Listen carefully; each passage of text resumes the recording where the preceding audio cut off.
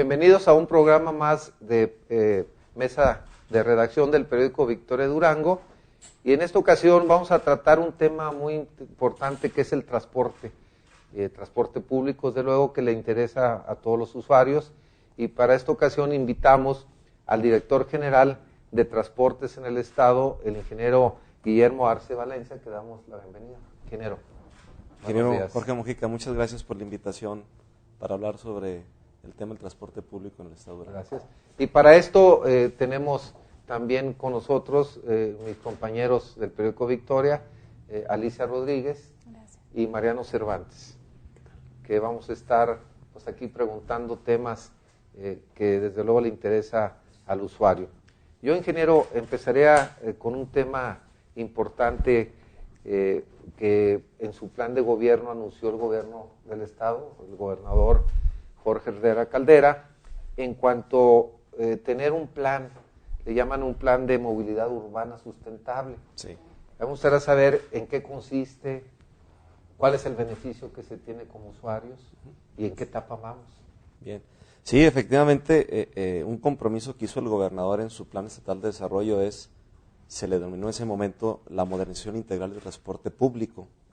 Y él estableció 3 prioridades como municipios, Durango, Gómez Palacio y Lerdo, para implementar acciones que vayan tendientes a modernizar el transporte y se mejore la calidad del servicio. Y derivado de algunas gestiones que se iniciaron al inicio de la administración estatal por el propio gobernador ante Banobras Fonadín, se logró la autorización de un recurso para tratar de implementar en ese proyecto de modernización un plan integral que se le denomina Plan Integral de Movilidad Urbana Sustentable, que ese tiene 3 ejes estratégicos importantes. El primero es, en ese plan, darle preferencia al peatón, es decir, se va a analizar cómo se mueve el peatón en el transporte público, el usuario, de su casa al trabajo, de su casa a la escuela, de su casa a los lugares de esparcimiento, a las compras, a solicitar los servicios. Otro eje estratégico es el transporte colectivo, es decir, darle preferencia en este plan al transporte colectivo sobre el transporte particular, para tratar de que impulsemos y tratemos de que la gente se mueva a través del transporte colectivo, pero también ese transporte colectivo debe sufrir algunas modificaciones de mejor calidad, moderno, ágil, eficiente y con tarifas accesibles.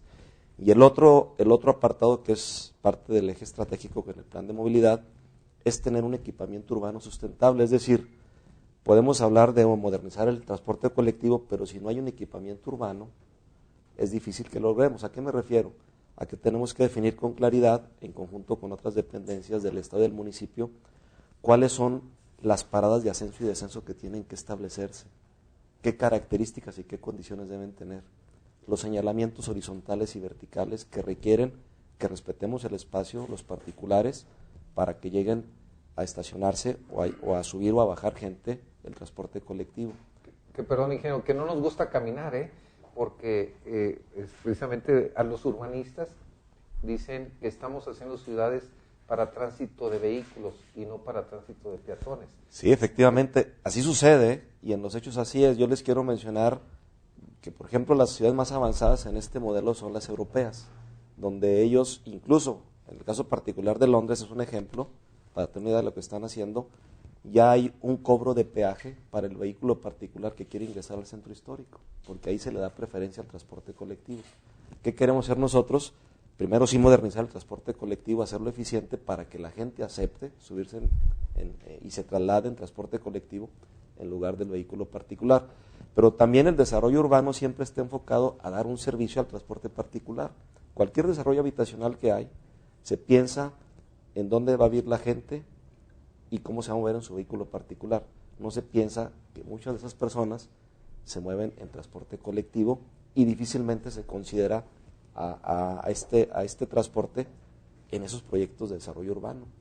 ¿Qué es lo que queremos ahorita impulsar? Que el transporte colectivo se le dé preferencia sobre el transporte particular para esos proyectos de desarrollo urbano, desarrollos habitacionales que tienen alrededor de las ciudades, sobre todo Durango y de la zona Laguna. ¿Pero qué avance llevamos en esta visión? En esta visión, ahorita estamos justamente yo creo que en las próximas 2 semanas vamos a suscribir un convenio entre Gobierno del Estado y Banobras Fonadín para que nos liberen los recursos financieros para, junto con una mezcla de recursos del gobierno del Estado, podamos iniciar el proceso de licitación, porque es una licitación nacional, para que especialistas en la materia, en planes de movilidad, participen y a través de esos consultores especialistas se puede desarrollar un estudio que es un estudio de movilidad urbana sustentable, otro estudio que se refiere a la factibilidad técnica y socioeconómica y de demanda que se tiene que realizar derivado del estudio, y el otro componente sería, derivado de esos dos estudios, proyectos ejecutivos que nos permitan definir con claridad qué infraestructura se requiere para integrar a Durango en ese plan de movilidad urbana sustentable. Y eso, repito, es un proceso en el que tienen que estar involucrados especialistas en la materia, que son los que nos van a determinar los estudios y los proyectos ejecutivos. Sí, Alicia. Ahora, ¿qué implicaría la modernización del transporte público? Yo platicaba con el director de Desarrollo Urbano y me mencionaba que dentro de este proyecto hay un proyecto para ciclopistas, precisamente para evitar el flujo de vehículos en el centro histórico. Sí, efectivamente. Yo ahorita hablaba de cómo se mueve la gente, y justamente aquí el ingeniero Mojica también estableció con claridad que tenemos que implementar una cultura de que la gente tiene que caminar. La ley establece que las paradas de los autobuses deben estar en un radio de 200 o 300 metros para que la gente pueda caminar. No necesariamente la parada del autobús debe estar en la esquina de su casa o de la escuela o del comercio. Y la otra cuestión importante, que hay un problema de salud a nivel mundial, tenemos que implementar sistemas no motorizados. ¿Cuáles son los sistemas no motorizados? Uno es las ciclovías, o sea, generar infraestructura para que la gente pueda circular en bicicleta. Otro sistema no motorizado son los corredores peatonales. Un ejemplo es la calle Constitución, donde la gente pueda tener acceso a través de corredores peatonales para trasladarse de un lugar a otro, pero esos accesos deben estar conectados. Y todo esto que estoy mencionando, sistemas no motorizados, son parte de los proyectos ejecutivos que se tienen que desarrollar en base a los estudios que se van a generar de los planes de movilidad urbana sustentable. Ahorita que habla de salud, justamente tenemos un lugar, ahora sí que no muy honorífico, Durango, como país de ser los más obesos, ¿no? En el sentido de obesidad, y Durango es de los primeros lugares, entonces falta de caminar, el ejercicio. Hablas de Europa, la gente es más delgadito, pero también por la costumbre, la cultura de caminar grandes distancias, ¿no? Y aquí vuelvo a lo mismo, generalmente queremos que esté enfrente el lugar a donde vamos para poder estacionarnos. Así es. O que ahí nos deje el autobús enfrente, ¿no?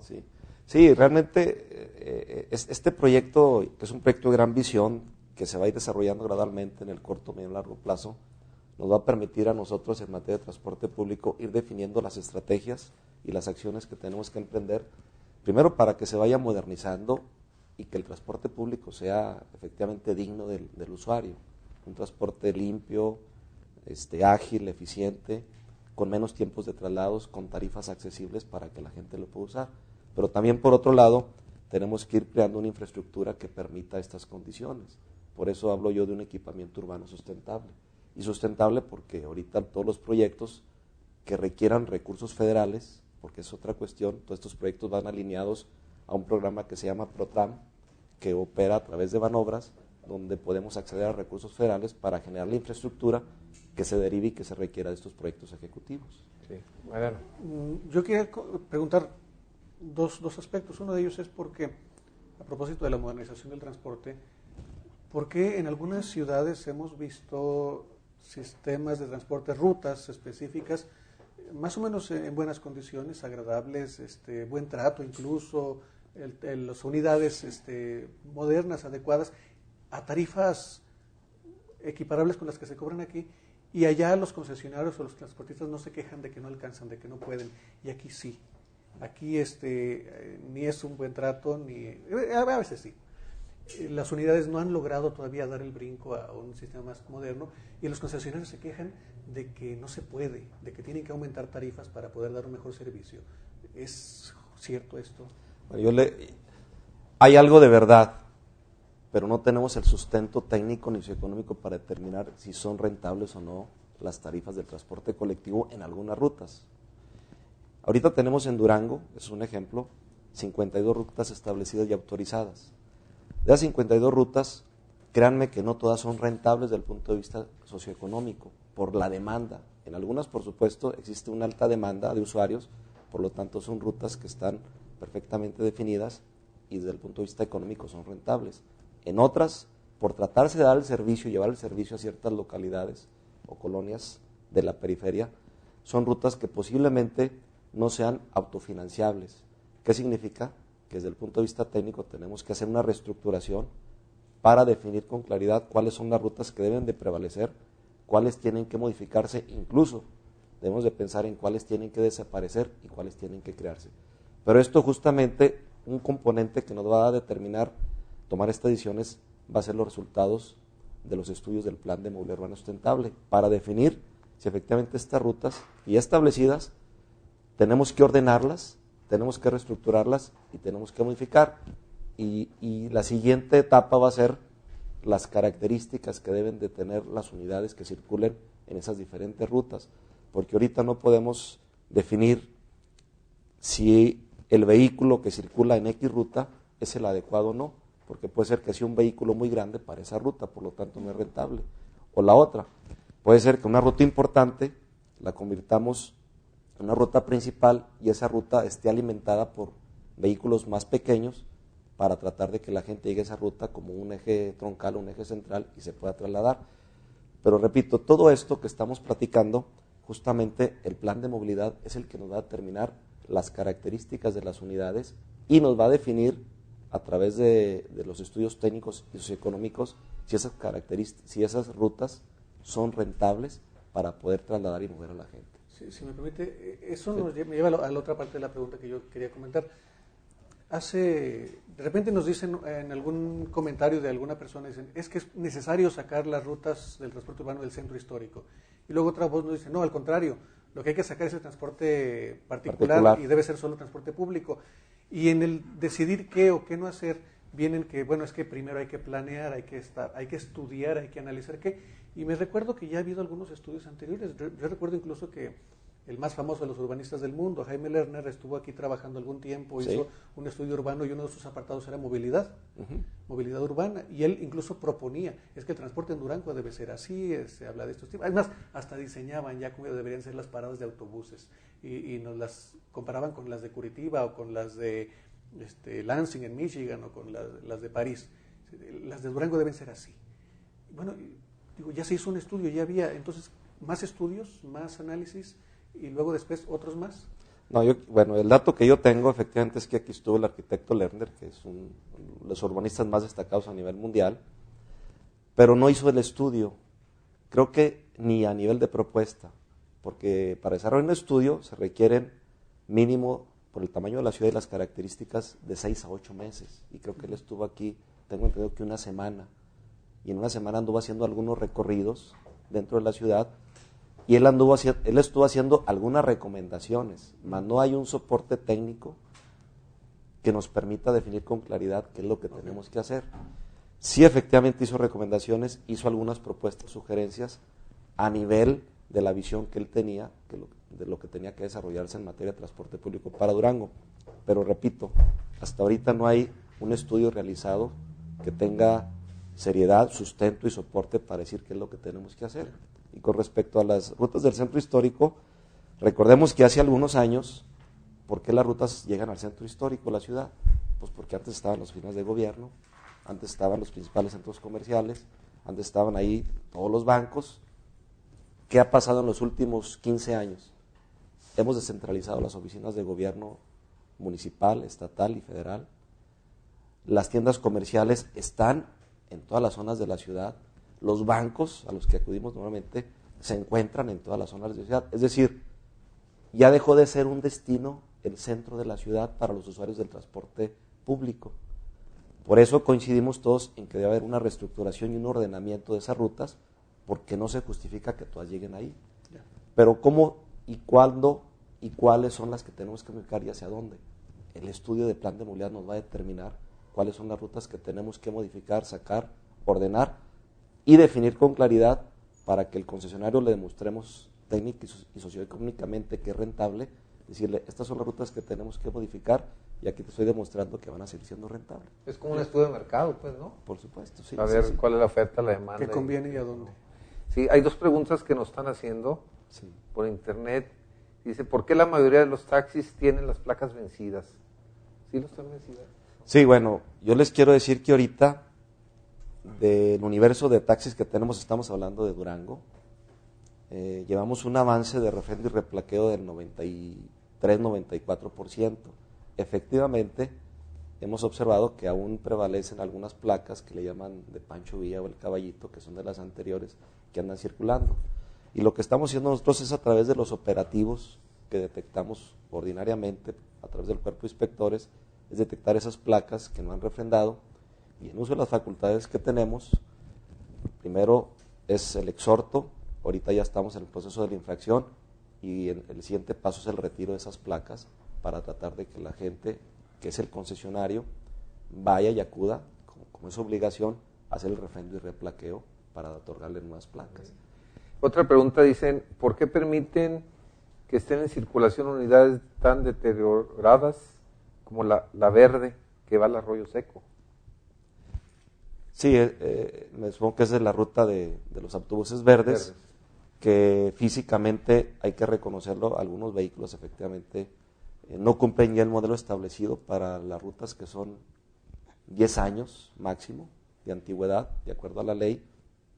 Y ahorita lo que hemos platicado con los concesionarios en este año para avanzarle es establecer el compromiso que incluso se suscribió con el secretario general de gobierno, donde tanto la CETEM y la Alianza se comprometen a iniciar el proceso de renovación de su parque vehicular, tanto de taxis como en la modalidad de transporte colectivo. Y justamente en este año yo creo que llevan alrededor de 60 unidades nuevas, con inversión directamente y financiado por los concesionarios, para tratar de ir mejorando el servicio. El proyecto y el acuerdo que hemos establecido es que el próximo año todas las unidades que quieran refrendar deben cumplir lo establecido en la ley, que son máximo 10 años de su modelo de antigüedad. Quien no lo haga no se va a poder refrendar y por lo tanto va a llegar un momento en que no van a poder circular. Yo creo que el parque vehicular está peor en Gómez, ¿no? Que está en Durango. Bueno, según físicamente cuando lo que ve uno, ¿no? Sí, en Gómez, hay que decirlo con claridad, es una circunstancia de rezago, de falta de atención, y eso ha complicado que avancemos como lo estamos haciendo en Durango.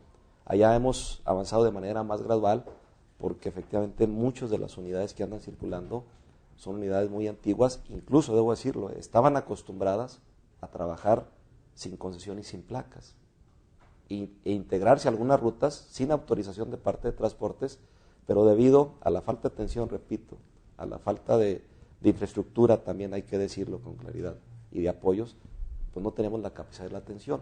Ahorita hemos realizado con apoyo del gobernador y del secretario general de gobierno acciones y acuerdos con los concesionarios de aquella zona de la laguna para tratar de ir primero ir ordenando y regularizando lo que esté irregular, y segundo, estableciendo compromisos también para que esos vehículos que no cumplan el modelo establecido en la ley, el compromiso es que el próximo año vayan renovando gradualmente sus unidades. Y repito gradualmente porque estamos hablando que una unidad de transporte colectivo cuesta alrededor de 1.200.000 pesos. Y eso debe estar financiado directamente por los concesionarios. Aquí el gobierno del Estado no es factor de gestión, pero no es factor para financiar o aportar recursos para subsidiar la adquisición de esas unidades. Ahorita que dice Mariano de modernización, estamos hablando prácticamente del parque vehicular, pero el aspecto humano es fundamental, ¿no? Tengo entendido que hay ya un convenio para capacitación y certificación de los choferes, ¿no? ¿En qué consiste este programa de certificación? Certificación, sí. Nosotros observamos que una de las principales quejas que hay del usuario es la falta de atención de parte del conductor y la baja calidad en el servicio que se da al momento de abordar, sobre todo un autobús de transporte colectivo. ¿Por qué la importancia y hacemos énfasis en transporte colectivo? Al día se mueven alrededor de 200.000 personas en transporte colectivo en la ciudad de Durango. Si en Durango somos 580.000 personas, estamos hablando que un tercio de la población se está moviendo en transporte colectivo. Esa es la importancia que tiene el transporte colectivo. Por eso le estamos dando mucho énfasis a tratar de que elevemos la calidad en el servicio. Y si una de las principales quejas del usuario es por la falta de atención del conductor o el operador, pues tenemos que empezar a capacitarlo, a profesionalizarlo con fines de certificación. ¿Qué es lo que estamos haciendo? Diseñamos en conjunto con CONALEP una norma que nos permite elevar la calidad en el servicio, donde el chofer, a través de un diplomado de 60 horas, lo estamos preparando y formando básicamente para eso, para tratar de que reflexione, tenga la actitud y la aptitud para mejorar el servicio. Y por otro lado, ese diplomado le va a permitir a él que de manera inmediata entre en un proceso de certificación. Significa que esto va a ser un programa de mejora continua, porque cada 2 años ese chofer que esté certificado va a estar sujeto a una evaluación, y en esa evaluación, si la aprueba, va a poder ir a renovar su licencia de manejo.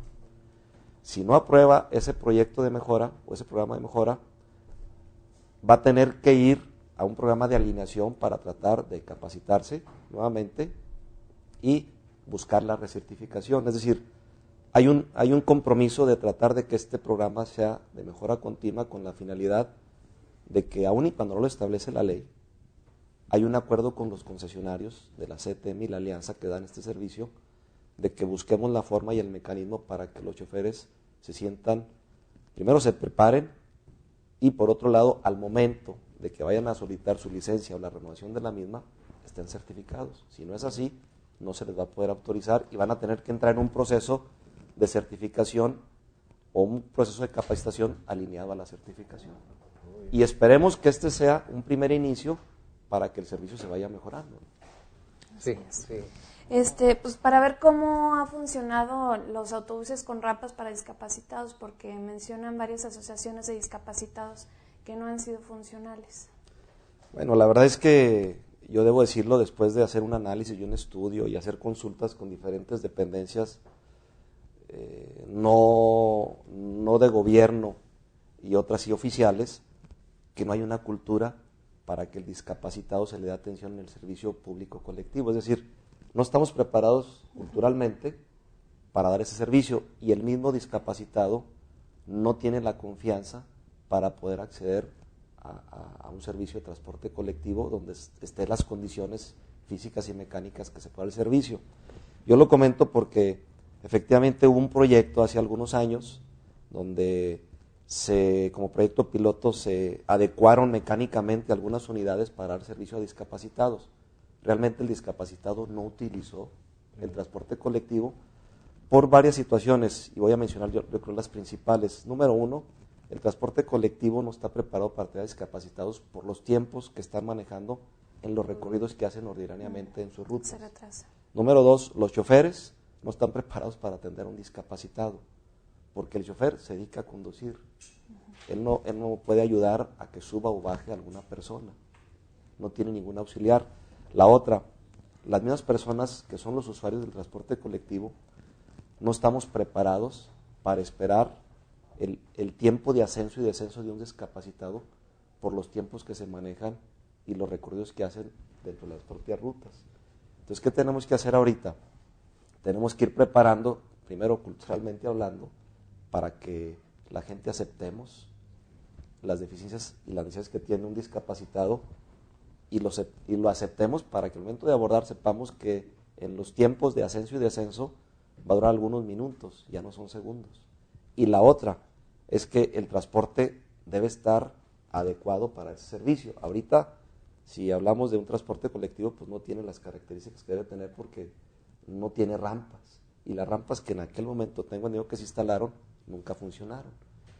Ahorita hay un proyecto que está impulsando el DIF estatal a través de la esposa del gobernador para tratar de instrumentar, diseñar, planear e instrumentar una ruta que dé atención a discapacitados y personas de la tercera edad.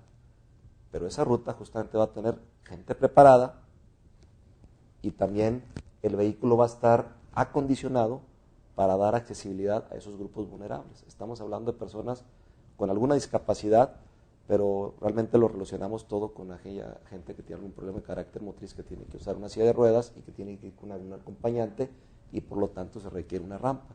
Y en esos términos se está pensando el proyecto. Y también va enfocado a tratar de apoyar a las personas de la tercera edad. ¿Por qué? Porque esta ruta, así como se está diseñando, aún no está definida, está prevista que no tenga problemas de tiempo, que tenga recorridos enfocados hacia donde quieren ir las personas que tienen alguna discapacidad, que son los hospitales, los centros de rehabilitación, los lugares de esparcimiento.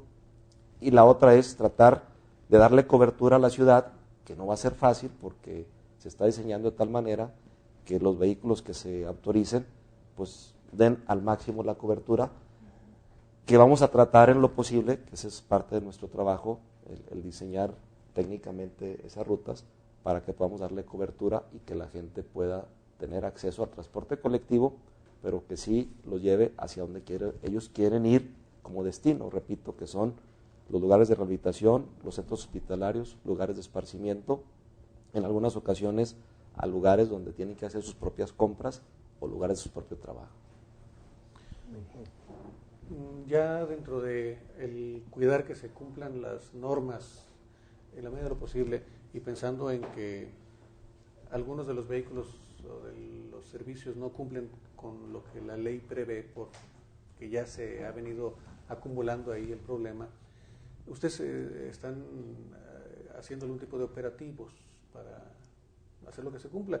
Alguien decía en algún momento que, bueno, la ley, a manera de ejemplo, la ley prevé que los vehículos deben tener un máximo de 10 años, ¿no? Y que ustedes, como funcionarios, no tienen autoridad para negociar o para acordar cumplir o no cumplir con la ley, que su obligación es cumplirla tal cual está, sí, sin ponerse a discutir que si le esperan un año más o le esperan un mes más, sino que su obligación es cumplirla tal cual. ¿Hasta dónde se puede negociar un poco eso y hasta dónde aplicarán operativos y qué tipo de operativos para hacer cumplir con todo esto? Bueno, derivado de la situación económica del país y propiamente del Estado de Durango, se estableció un compromiso para tratar de que en este año los vehículos hicieran su refrendo y su replaqueo, aun y cuando no cumple lo establecido en la ley, que son el modelo, es decir, para taxis son 5 años máximo y para transporte colectivo son 10 y para transporte suburbano son 15. Ahorita se estableció el poder refrendar y tratar de otorgar el replaqueo, tratando de que este requisito que establece en la ley se pueda solventar con el compromiso firmado y suscrito entre todos los concesionarios de que el próximo año iniciarán ese proceso de renovación de su parque vehicular para aquellos vehículos que no cumplan lo establecido en la ley, y que no lo haga no se le podrá refrendar, por lo tanto no podrá circular. Eso de alguna forma los va a obligar a que, si el acuerdo ya suscrito, lo cumpla para poder operar ese vehículo. Nosotros efectivamente tenemos facultades de carácter administrativo y en los operativos que realizamos ordinariamente, algunos programados, algunos otros de manera aleatoria, es para detectar esas unidades del transporte público que tienen alguna irregularidad, y en esa irregularidad, al momento que se detecta, por supuesto que en uso de las facultades que tenemos, se procede a hacer la infracción correspondiente, y esa infracción pues tiene un costo en base a salarios mínimos que tiene que sufragarse para que la prenda que se deje en depósito ellos la puedan reponer. Y habrá algunos casos, que hay que decirlo, que hemos detectado en los operativos, que son placas irregulares, es decir, son placas que tienen algunas son duplicadas, es decir, que esa placa ya está refrendada en algún lado y salió de manera ilegal. Algunos vehículos traen placas sobrepuestas, es decir, esa placa no le corresponde a esa unidad. Algunos vehículos andan circulando fuera de zona, es decir, esas placas pertenecen a otro municipio y andan circulando aquí en Durango, o al revés, andan circulando en Gómez Palacio y son de otros municipios. Y algunos casos son placas que son totalmente ilegales y salieron de algún lado, pero no tenemos el registro ni tenemos su número de autorización, por lo tanto esas placas se retiran. Oye, ingeniero, hay una pregunta al respecto. Sí. Se me hizo mucho, ¿no?, la cantidad que están preguntando. ¿Qué pasó con los 5,000 juegos de placa que se extraviaron y están circulando? Incluso las venden. No se me hace mucho, ¿no? 5,000. Bueno, yo no tengo ese dato realmente.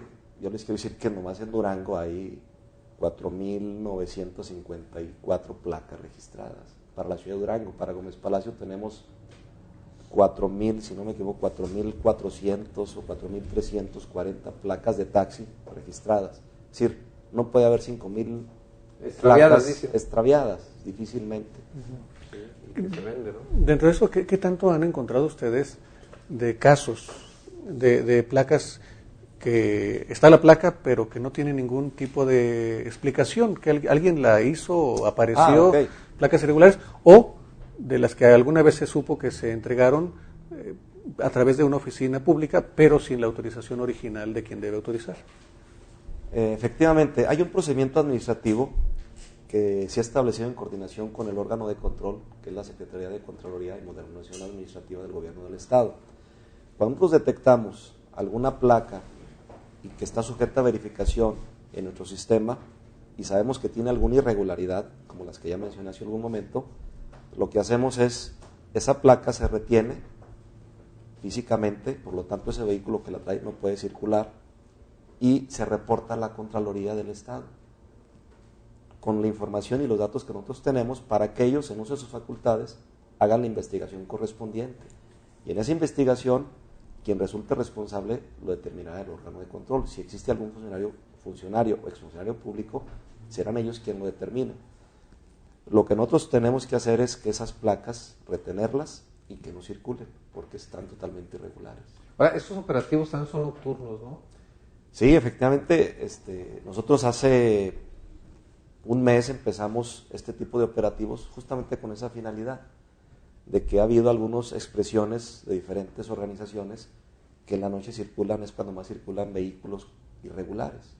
Y con apoyo de la Secretaría de Seguridad Pública implementamos operativos nocturnos hasta las 2 o 3 de la mañana en diferentes zonas de la ciudad para detectar ese tipo de unidades de transporte colectivo y taxis fundamentalmente, que es el grueso del transporte público.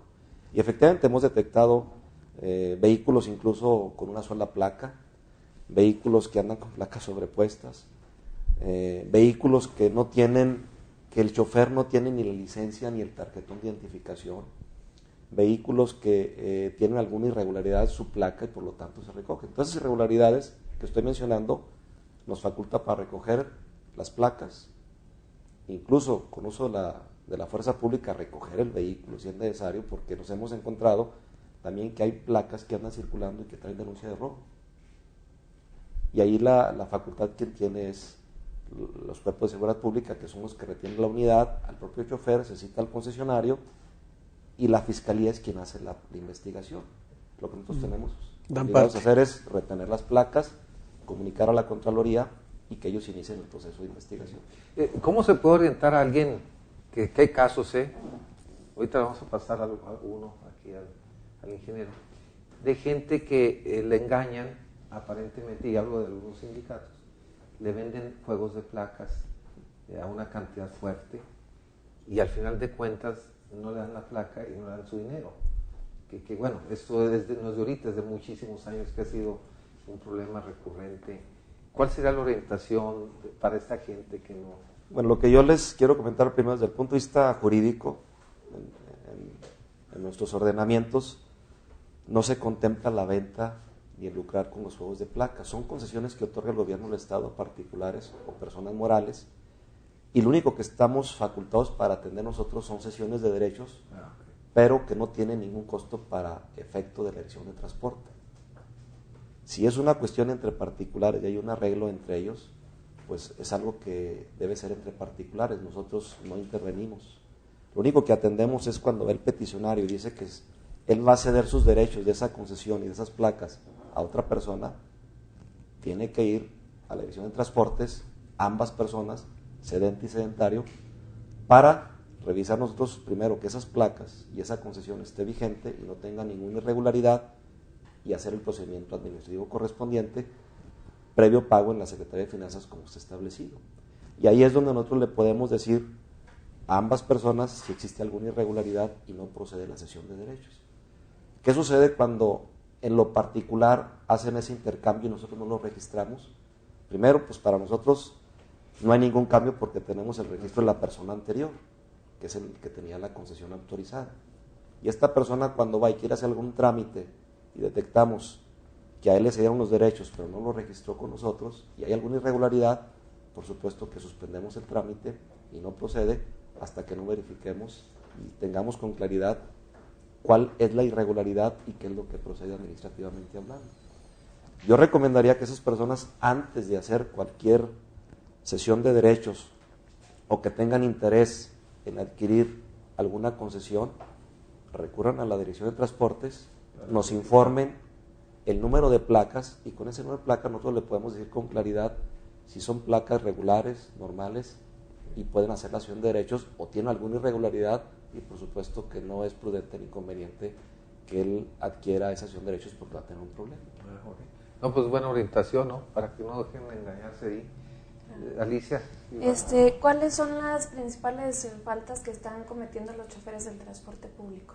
Bueno, la principal falta es el exceso de velocidad, el no respetar los señalamientos que establecen dentro de la ley, como es el pararse en lugares prohibidos o el querer hacer una base donde no está permitido o el que no traigan licencia los choferes o el que esa persona que está operando el vehículo no tenga el tarjetón autorizado por parte de la Dirección de Transportes o la organización que pertenece. Básicamente esas son las principales causas por las cuales el grueso de las infracciones prevalece. Ahora, hay un nuevo formato, ¿no? Perdón, de infracción. Sí, ¿En qué consiste? ¿Cuál es la diferencia en ese sentido? Desde el punto de vista legal tenemos un problema para aplicar las infracciones porque, como todos tenemos derecho a inconformarnos y a través de el Tribunal de lo Contencioso Administrativo es la instancia para que el ciudadano vaya y se inconforme contra alguna autoridad de gobierno y analizamos que ese formato que ya tenía muchos años había que actualizarlo porque jurídicamente no tenía el sustento en algunos casos para emitir la infracción correspondiente.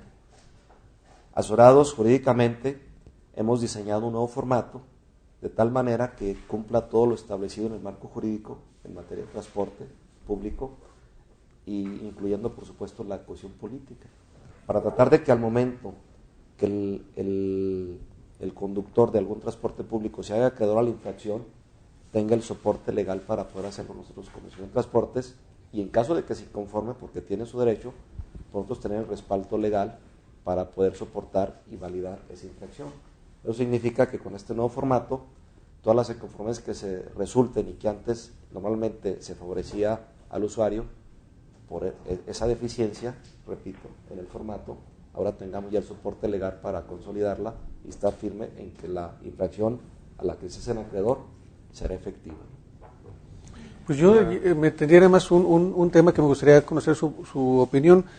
Llegaron a darse algunos, no sé si como quejas de alguna conductora del transporte público que decía, bueno, yo iba manejando y de repente se me cierran otros choferes del transporte público, otros taxistas, me impiden realizar mi trabajo, y ellos no son autoridades, son particulares, me impiden hacer mi trabajo, incluso me quitan placas, me retienen contra mi voluntad, me impiden circular, están violando mis garantías, están violando, en fin, una serie de arbitrariedades que no son autoridades, ellos son otros concesionarios o choferes en el transporte público actuando contra las choferes del transporte de los taxis rosas, ¿sí?, que se dieron algún par de casos de ese tipo. La pregunta sería, ¿funcionó el sistema del servicio? Digo, era a manera de prueba, a lo mejor el servicio de los taxis rosas, ¿funcionó realmente? ¿Va bien ese servicio? Bueno, primero yo les debo contextualizar. El programa de Taxi Mujer o Taxi Rosa, como se conoce, es un proyecto que créanme que es el lado amable del transporte público, porque son operados primero por mujeres y se da servicio a los usuarios que deben ser mujeres o niños menores de 11 años. Ese es el mercado, es el segmento de población que atiende el taxi mujer. No pueden subirse ni personas de la tercera edad, ni hombres, ni personas mayores de 12 años. Primero. Segundo, está operado por mujeres que se han previamente capacitado para dar ese servicio y se identifica justamente por los colores rosa con blanco el taxi. Por otro lado, este servicio tiene algunas acotaciones. Una es el horario. Ellos tienen un horario establecido de 7 de la mañana, ahorita ya se incrementó a 6:30 o 6 de la mañana, a más tardar 10 de la noche. Por lo tanto, un vehículo no puede ser circulando más allá de las 10:30 de la noche dando servicio público.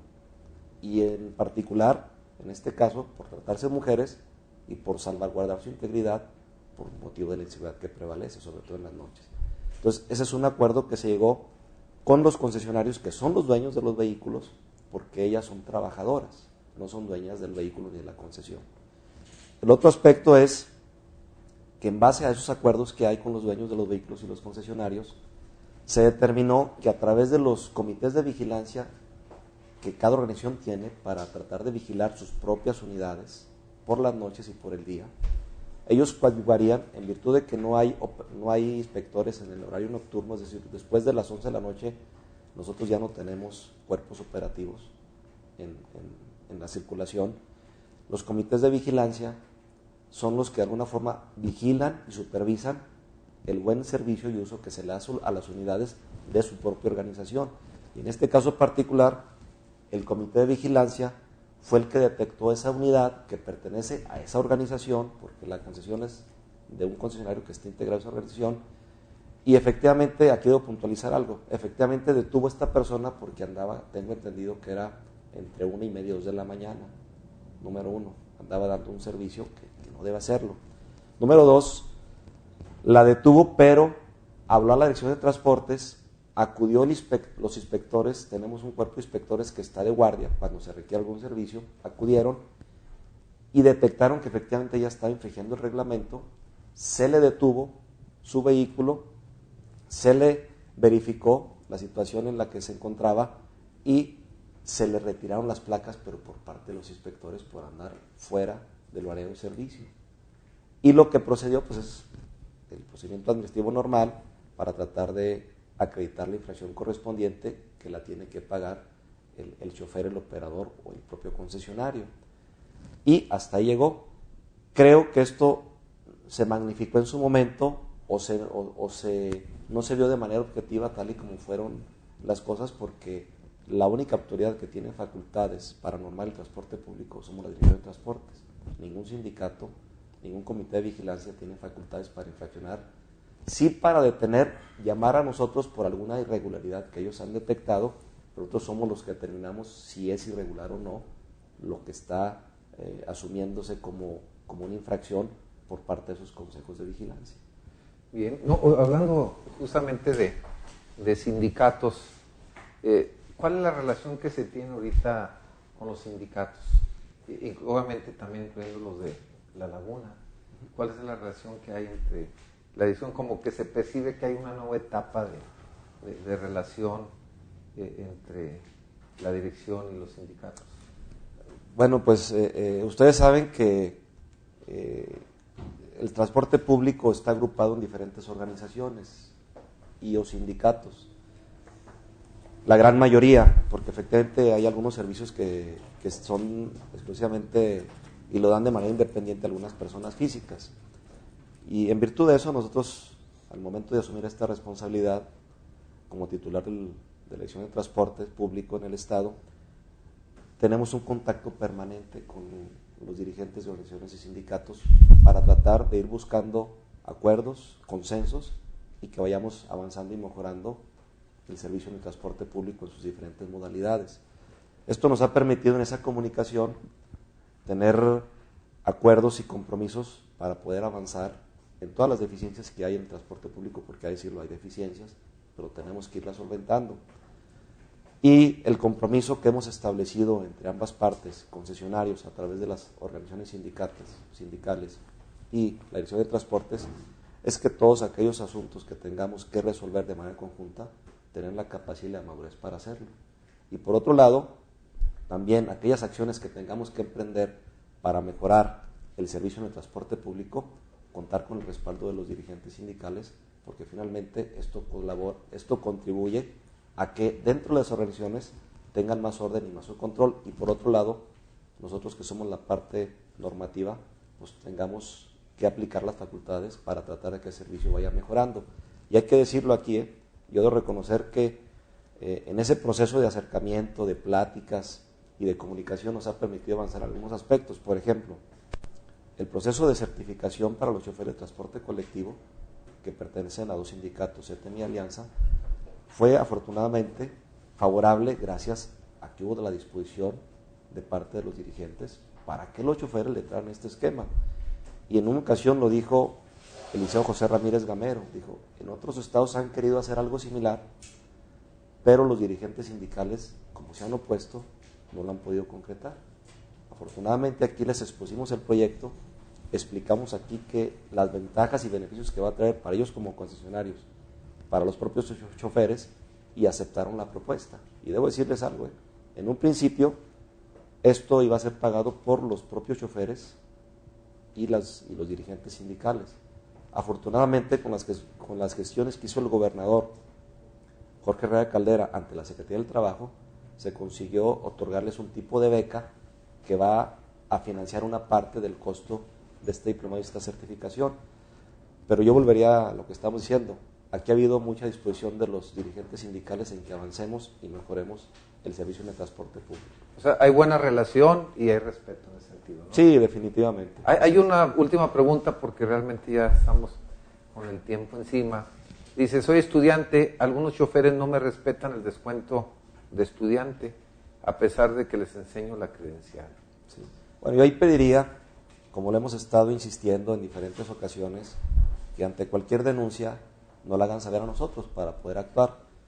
Yo les pediría 3 datos cuando sucede eso, porque efectivamente hay que decir lo que sucede. Afortunadamente estamos hablando de 1.228 choferes que andan circulando en transporte colectivo todos los días, de los cuales algunos no cumplen lo establecido en el reglamento y es acreedor a una infracción, el no respetar la tarifa preferencial. ¿Qué les pedimos? Que nos den, primero, el color de la unidad. Cada unidad tiene un color característico, el lugar donde fue el motivo de la discusión o la inconformidad del usuario y, de ser posible, el número de la unidad. Son esos 3 datos que pedimos nosotros. Con esos 3 datos detectamos quién es el chofer en ese momento, lo mandamos llamar al término de su trabajo o de su actividad ordinaria, le exponemos cuál es la inconformidad que hubo y si tenemos elementos, por supuesto que procede la infracción correspondiente, y si es una persona, en este caso el chofer, que es reincidente en este tipo de infracciones, lo que hemos estado haciendo es, en uso de las facultades que tenemos, repito, retirarle temporalmente la licencia y por lo tanto él ya no puede trabajar como operador de transporte público. ¿Hay un teléfono donde pueden quejarse en caso de...?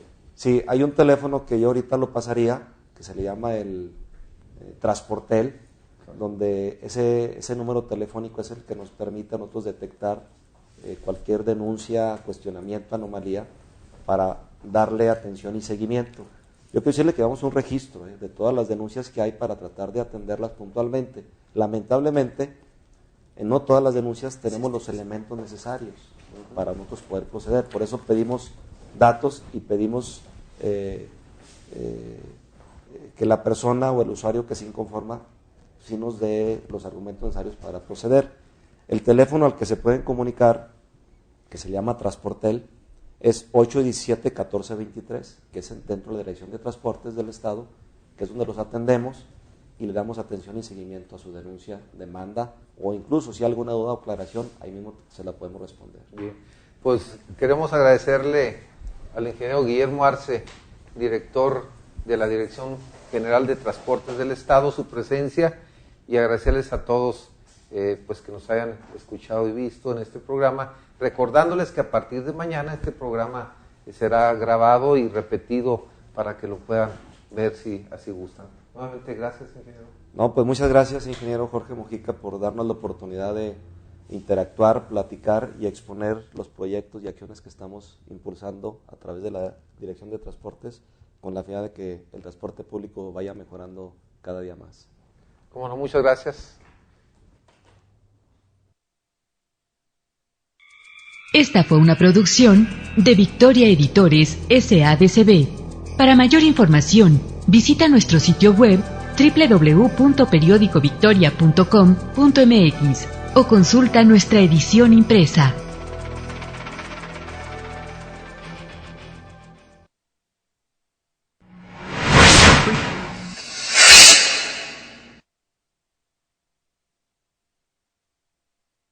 Bienvenidos a los podcasts del periódico Victoria de Durango. Información local. En cumplimiento a lo que establece la Constitución local, el gobernador Jorge Herrera Caldera entregó ayer al Congreso del Estado la propuesta de paquete económico para el ejercicio fiscal 2012, el cual está orientado a atender los efectos de la sequía, el empleo y la seguridad pública, sin incurrir en un solo peso de deuda adicional ni en aumento de impuestos. Es también un paquete económico que reconoce la realidad económica de los duranguenses, por lo que para el próximo año no se aumentan impuestos y se mantiene la eliminación de la tenencia vehicular, a través del bono de 0 pesos, medida que aplicó a partir de este 2011 en beneficio de alrededor de 100,000 propietarios de vehículos. Cabe destacar que ante los estragos que ha provocado en el medio rural la sequía, considerada como la más severa de las últimas décadas, el gobernador propone la creación de un fondo especial de atención a la sequía con una asignación estatal de 200 millones de pesos. A pesar del frío, se ha detectado la presencia de cerca de 80 indigentes de entre 30 y 80 años de edad, quienes son los que están expuestos a los cambios bruscos de temperatura y a quienes se ha buscado apoyar al tratar de reincorporarlos con sus familias o de brindarles un refugio temporal. Ante las bajas temperaturas que se ha presentado en los últimos días, personal del DIF municipal lleva a cabo recorridos por diferentes zonas de la ciudad, principalmente en la zona centro, en coordinación con la Dirección Municipal de Protección Civil para la detección y atención de personas en situación de vulnerabilidad e indigencia y retirarlos de la vía pública para resguardarlos. Cuando se conocen los datos de los familiares de algunos de los indigentes, se les solicita su atención, pero en la mayoría de los casos hay reincidencia de parte de ellos, quienes regresan a las calles a vivir la misma situación. Laguna. La violencia intrafamiliar se dispara cada vez que el equipo de fútbol profesional de la región Santos Laguna sufre una derrota. Durante la dirección técnica del argentino Diego Coca, las cifras de ataques contra las mujeres por parte de sus parejas se incrementó en más de un 100% debido a los malos resultados que se obtuvieron. La directora del Instituto Municipal de la Mujer, Clara Mayra Cepeda García, dijo que no pueden considerar que las derrotas del equipo de casa sean la causante directa de los golpes, maltratos físicos y psicológicos. Sin embargo, sí se presenta como detonante de la violencia que surge en los hogares debido al incremento de solicitudes de ayuda y apoyo que se reciben en la institución municipal. Mencionó que cada vez que se tiene una derrota en el torneo de fútbol, el número de mujeres que por primera vez acuden en busca de ayuda se dispara de 4 hasta 12 mujeres que recibieron maltrato. Por el contrario, cada vez que hay un triunfo, estos porcentajes se reducen de manera significativa, por lo que recomiendan a las mujeres evitar el estar en el círculo de violencia que se genera una vez que sus parejas llegan a las casas cuando hay derrotas.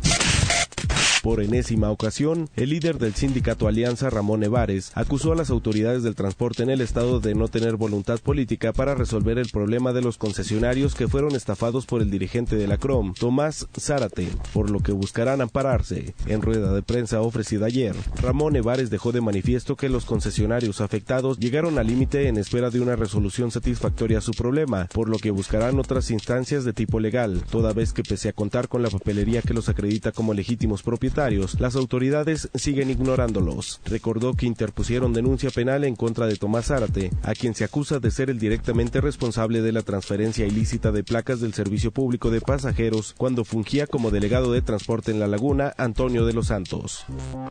Seguridad. La Fiscalía General del Estado, a través del agente del Ministerio Público, tomó conocimiento de una persona que fue ultimada por proyectil disparado por arma de fuego, hecho acontecido el día de ayer a las 8:30 de la mañana en las instalaciones de una clínica particular en la ciudad de Gómez Palacio, donde pierde la vida Ernesto Pérez Muro, de 36 años de edad, con domicilio en calle Aldama de la ciudad Lerdo. Cabe manifestar que hasta dicho nosocomio llegaron 2 personas del sexo masculino portando armas cortas, mismas que se dirigieron al área de terapia intensiva, lugar donde se encontraba Pérez Muro, para posteriormente privarlo de la vida. Puntualizar que la hora occiso ingresó para su atención médica el pasado sábado 26 del presente mes, presentando 2 heridas producidas por proyectil disparado por arma de fuego que impactaron el hombro izquierdo y la cara lateral izquierda del cuello, hechos suscitados en un lavado de autos ubicado en la calzada de Guadalupe Victoria y Periférico Ejército Mexicano de Ciudad Lerdo. volvió a dar señal de profesionalismo y eficacia a la Fiscalía del Estado al arrestar sus agentes adscritos a la Dirección de Investigación al secuestrador Omar Ismael Solís Zamudio, de 22 años, quien previamente había privado de su libertad a la víctima y exigía por el secuestrado 500,000 pesos, pero a la hora de la entrega lo arrestó la policía. La historia del secuestro se inició el jueves 24 de noviembre, cuando el ahora detenido interceptó a la víctima cuando circulaba a bordo de un auto por el camino de terracería que conduce al poblado 15 de septiembre. La negociación la inició con el hijo del secuestrado, quien denunció el secuestro en la fiscalía, y entró en funciones el grupo especializado antisecuestro de la DEI, quien con el hijo de la víctima comenzó a negociar la cantidad de dinero a pagar hasta llegar a los 20,000 pesos y quedaron de hacer el intercambio en un camino de terracería cercano a la carretera Durango-Mazatlán. Cuando el hijo de la víctima iba a entregar el dinero, aparecieron los agentes y aseguraron al secuestrador y posteriormente rescataron a la víctima sin que se disparara un solo tiro y sin que nadie resultara herido. Información nacional. Al término de los primeros 5 años de gobierno de Felipe Calderón, su sexenio se perfila como el de menor crecimiento de las últimas 4 administraciones. De acuerdo con cifras oficiales y un estimado de 4% para este 2011, en los primeros 5 años del gobierno calderonista el crecimiento promedio anual habrá sido de 1.47%. En igual periodo del sexenio de Vicente Fox, el crecimiento económico promedio anual fue de 1.51%, de 3.6% en el de Zedillo y de 3.7% en el de Salinas de Gortari. En contraste, es la actual administración la que ha tenido la menor inflación, con 4.2% anual en promedio frente a 4.4% de Fox, 21.9% y 16% de Zedillo y Salinas respectivamente. El tribunal requirió a la Cámara de Diputados nombrar a los 3 consejeros faltantes del IFE antes de que concluya el periodo ordinario de sesiones. En el proyecto expuesto por el magistrado Constancio Carrasco, se señala que la Cámara de Diputados deberá, en lo que resta de este periodo de sesiones, nombrar a los 3 consejeros e incluso en caso de que exista una imposibilidad a partir del debate legislativo, deberá resolver el asunto en un periodo extraordinario. Información deportiva. Santos Laguna todavía se mueve y amenaza con resucitar en el juego de vuelta en Torreón. Monarcas Morelia se conformó con 25 minutos de buen fútbol desplegado en la fría cancha del Estadio Morelos para obtener una ventaja de 2-1, la cual en estas instancias no resulta ser definitoria. Los goles fueron obra de Jaime Lozano al minuto 13 y de Edgar Gerardo Lugo al minuto 25 de cabeza a pase de Luis Alonso Sandoval. Oribe Peralta descontó por Santos al minuto 84. Esta fue una producción de Victoria Editores SADCB. Para mayor información, visita nuestro sitio web www.periodicovictoria.com.mx o consulta nuestra edición impresa.